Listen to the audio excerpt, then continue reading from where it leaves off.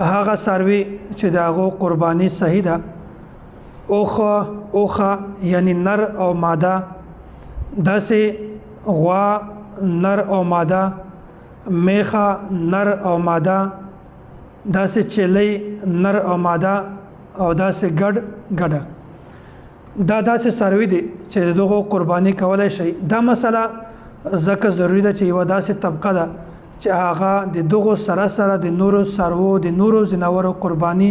د جواز هم قائل دي. نو په دې وجه باندې دا مسله ډیره اهمه ده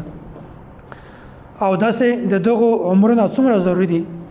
اوخه کم از کم د دغه 15 کاله عمر ضروری ده. کچیرته دغه څاروي 15 کاله عمر وي بیا په دغه باندې قرباني کیږي او کچیرته 15 کاله نه د عمر کم وي بیا قرباني نه پکېږي. داسې غوا نر او ماده میخه سانډا د دې عمر کم از کم 2 کاله ضروری دي. کچیرته د عمر 2 کاله وي بیا په دغه باندې قرباني صحیح ده او کچیرته 2 کاله نه د عمر کم وي بیا د قرباني کې دغه قرباني کول صحیح نه ده. او درم نمبر چلی د دغه عمر کم از کم 1 کال دا ضروری ده چې د 1 کال وي بیا تاسو په دې باندې قرباني کولای شئ. او بل دا ګډه دا چونکه داسې سروي ده کچیرته دغه د شپږو میاشتو وي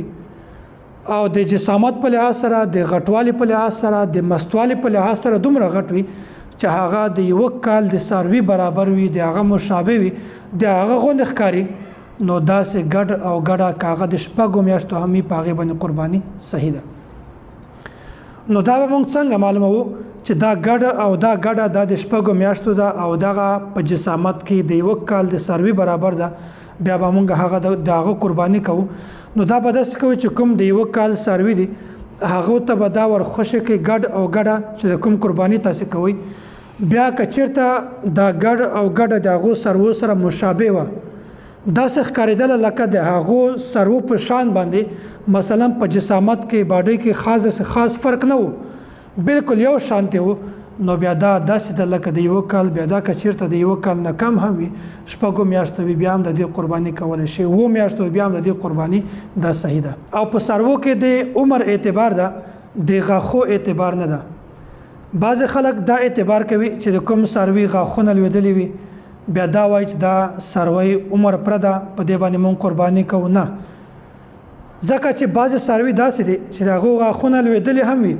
بیا هم د هغه عمر نه پوره نو داسې سروي باندې قرباني بالکل نه ده صحیح. او بعض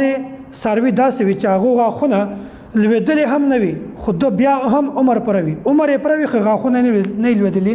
نو داسې سروي قرباني دا صحیح ده. نو اصل په قرباني کې د عمر اعتبار ده د غاخو اعتبار نه ده. او بل په دا کې دغه د عمر حساب چې کومه ده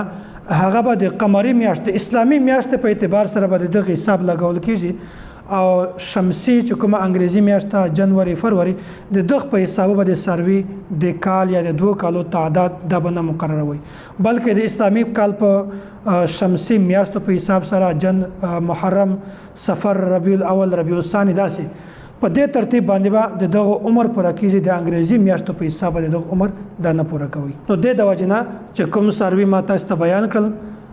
داسې اوخه نر او ماده په ټولو کې نر ماده د یو شی د غوا میخه